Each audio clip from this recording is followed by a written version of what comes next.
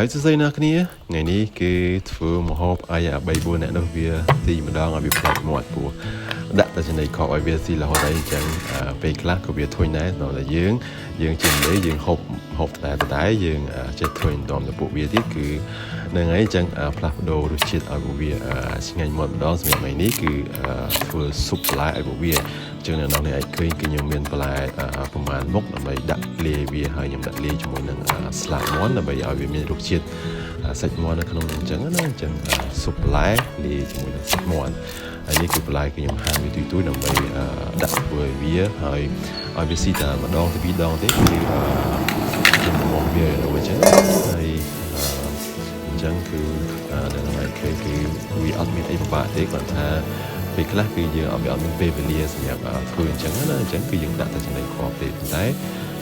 យើងអាចឆ្លៀតពេលនៅចុងសប្តាហ៍អាចដាក់ឲ្យវា3ទៅ4ថ្ងៃម្ដងឬក៏ដាក់មួយអាទិត្យឬក៏2អាទិត្យអីម្ដងអញ្ចឹងទៅដើម្បីឲ្យវាមានរសជាតិប្លែកមាត់វាអញ្ចឹងណាកុំឲ្យវាស៊ីតែរបស់ដដែលអញ្ចឹងណាបងប្អូនឲ្យធ្វើក៏កលែកឃើញស្លឹកម្រះព្រៃជាមួយនឹងស្លឹកកំភ្លូនៅក្បែរតែឃើញវាល្អខ្លាំងពេកក៏បេះមកបន្ថែមជាមួយនឹងស៊ុបរបស់ខ្ញុំដែលខ្ញុំកំពុងធ្វើហ្នឹងហើយមកវាមកផ្លែតដែរទុកឲ្យវាយើងលួយបន្តិចហើយបាទខ្ញុំទុកឲ្យវាត្រជាក់បាទខ្ញុំយកទៅលាយជាមួយនឹងចំណីឲ្យពួកវាស៊ី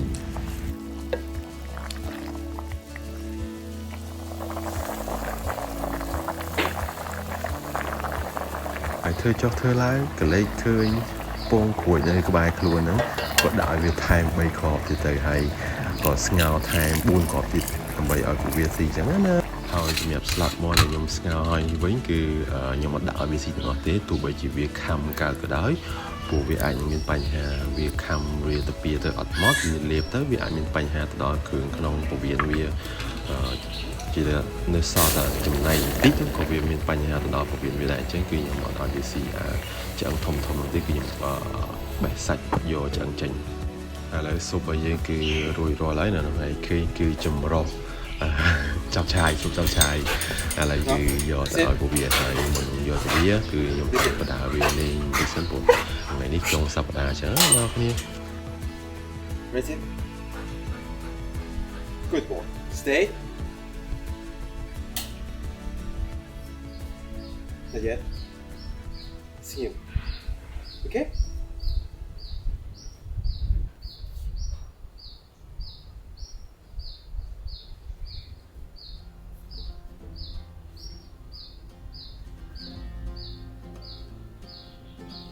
Okay.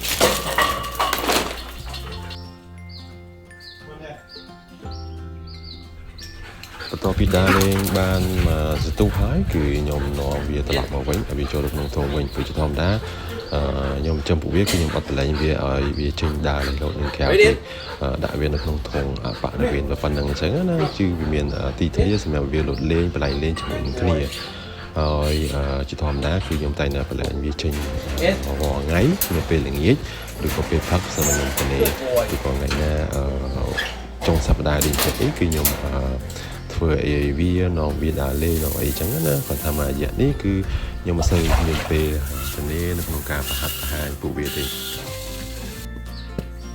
អញ្ចឹងឥឡូវស៊ុបជាឲ្យគឺខ្ញុំយកមក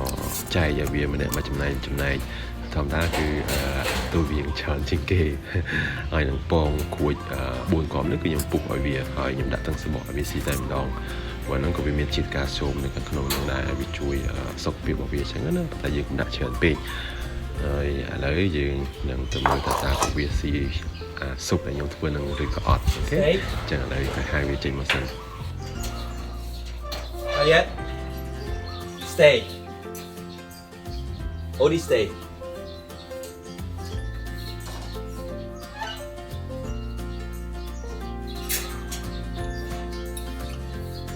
Stay.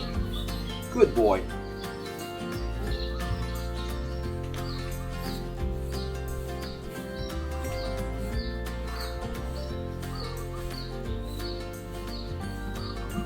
Off. Shh. Sit. Nani, sit. Good. Good girl. Good boy. Stay. Okay?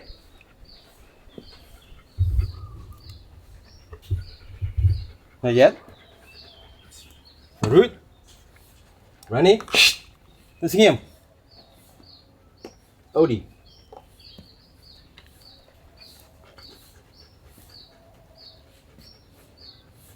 Stay Good boy Stay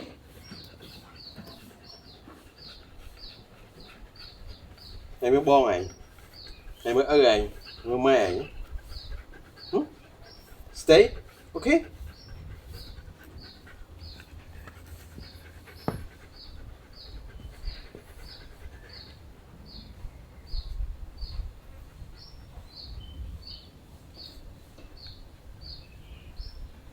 Yes Odie Yes ជាទម្លាប់គឺនិយាយទៅឲ្យតែមុនពេលស៊ីគឺខ្ញុំត្រូវបង្ហាញប្រហាត់វាធ្វើម៉េចឲ្យវាស្ដាប់ប្រកបសិនមុននឹងវាបាន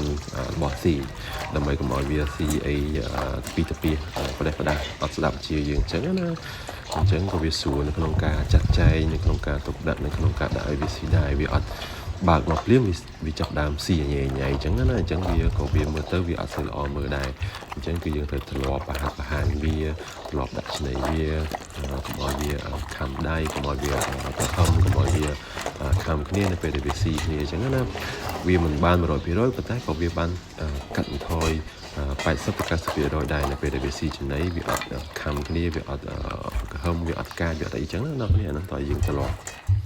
ហើយដល់ឯគឺវាស៊ីឆ្ងាញ់មែនតើគឺតបាក់យកតែម្ដងហើយឥឡូវគឺ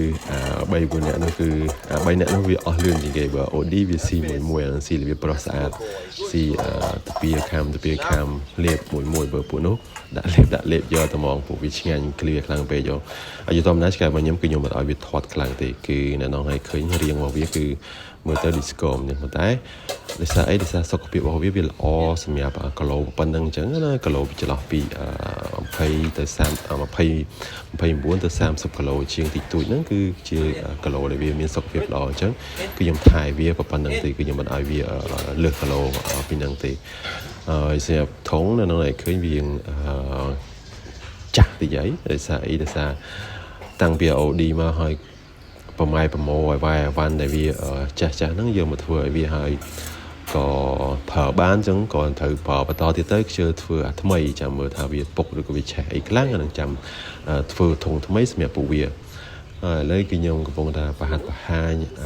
rate ពួកវាអត់សូវបានហ៊ានច្រើនដូចពួក3នាក់នោះទេអញ្ចឹងវាអត់សូវស្ដាប់វារៀងខ្លាចវារឹងបន្តិចហើយអញ្ចឹងគឺត្រូវចំណាយពេល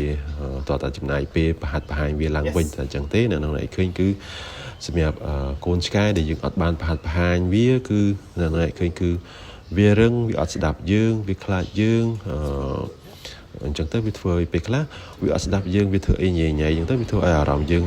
មូម៉ៅអញ្ចឹងណាអញ្ចឹងវាធ្វើឲ្យកូនឆ្កែហ្នឹងវាកាន់តែខ្លាចយើងកាន់តែខ្លាំងទៅអញ្ចឹងចាប់ពីពេលឥឡូវទៅគឺខ្ញុំនឹងផ្លាស់ប្ដូរមកប្រហាត់វាឲ្យបានច្រើនវិញដើម្បីកុំឲ្យវាចេះថាកុំឲ្យវាជាឆ្កែអត់ល្អអញ្ចឹងណាវាអត់ស្ដាប់ប្រកបវាញ៉ៃទៅគេសម្រាប់3នាក់នោះវាមិនថា perfect ទេប៉ុន្តែវាអាចស្ដាប់ប្រកបវានឹងថឹងអញ្ចឹងណាវាថានឹងថឹងវាអត់អាឡេះអាឡោះលពេចលពោអញ្ចឹងសម្រាប់នេះវានៅលពេចលពោវានៅខ្លាចយើងវានៅអត់ទាន់ស្ដាប់ប្រកបទេអញ្ចឹងតោះតែចំណាយពេលបង្ហាញវាហើយហ្នឹងហើយគឺខ្លាចខ្ញុំហើយអ្វីដែលខ្ញុំត្រូវបង្ហាត់វាគឺទី1គឺឲ្យវាស្គាល់ពីខ្ញុំហើយកុំឲ្យវាខ្លាចហើយទី2យើងបង្ហាត់វានៅពេលដែលវាឃ្លានគឺជាពេលដែលយើងងាយស្រួលនៅក្នុងការបង្ហាញពួកវាអញ្ចឹងណាអញ្ចឹងជាឧទាហរណ៍សម្រាប់អ្នកនរគ្នាដែលគាត់មានកូនឆ្កែគឺអ្នកនរគ្នាថាចាប់ដើមបង្ហាត់វាតាំងពីវាទូចកុំខ្ជិលព្រោះតែយើងខ្ជិលតែយើងអត់មានពេលវេលាសម្រាប់វាកូនឆ្កែនឹងធំឡើងទៅគឺវាលែងស្ដាប់វាមានបញ្ហាដល់យើងអញ្ចឹងណាអញ្ចឹងសុចិត្តពិបាកវេទនាពីទូចទៅហើយធំឡើងគឺវាស្រួលយើងអញ្ចឹងណាដូច OD អញ្ចឹងគឺវាស្រួលមកដល់ខ្ញុំបានច្រើនមែនតើអញ្ចឹងសម្រាប់វីដេអូនេះគឺអត់មានអីបង្ហាញដល់គ្នាទេគាត់តែចង់ដឹងអាចចង់ឲ្យយើងឃើញពីសកម្មភាពប្រចាំថ្ងៃរបស់ពួកវាហើយក៏អត់បានធ្វើវីដេអូបង្ហាញឲ្យអ្នកនរបានឃើញដែរថាបាទគឺខ្ញុំធ្លាប់ធ្វើការងារអីចឹងទៅហើយអញ្ចឹងទៅក៏អត់មានពេលសម្រាប់ថតសម្រាប់អីបង្ហាញពីការបង្ហាញវាអញ្ចឹងណា ហ្នឹងហើយអញ្ចឹងអរគុណច្រើនណាស់អ្នកសម្រាប់ការតាមវីដេអូហើយជំរាបលោកចិត្តហើយចាប់ដើមបាទបង្ហាញគោលឆ្កាត់របស់គ្នាថ្ងៃនេះអូខេអរគុណច្រើនណាស់គ្នាជួបគ្នានៅវីដេអូក្រោយៗទៀតអរគុណ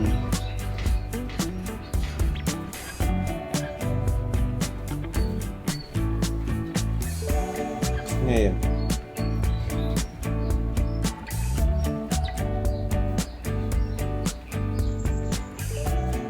Off.